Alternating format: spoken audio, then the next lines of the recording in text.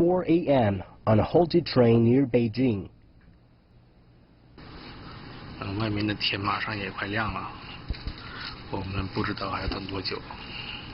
The Chinese capital is feeling Yagi's wrath as the storm spins northwest. The high-speed train bound for Beijing was hit head-on by steel plates late Sunday night. It powered off and sat on the tracks for over 5 hours until it was given the go-ahead to move.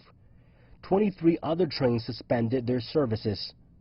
就是在路上干等6个小时，终于到了。 On Saturday, 800 tourists were caught off guard in the middle of a torrential flood at a tourist spot in southwest China's Guizhou.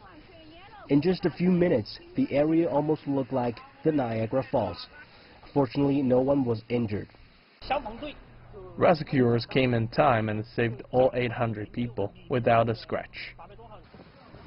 Meanwhile, in Nanjing, the typhoon skirted past East China's Anhui province, causing minimal damage, but the deadly storm killed 3 in Shanghai as a damaged billboard fell.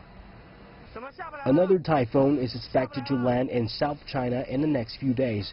The National Meteorological Center has issued an alert warning residents to take precaution against extreme weathers. Sun Tianyuan, CGTN.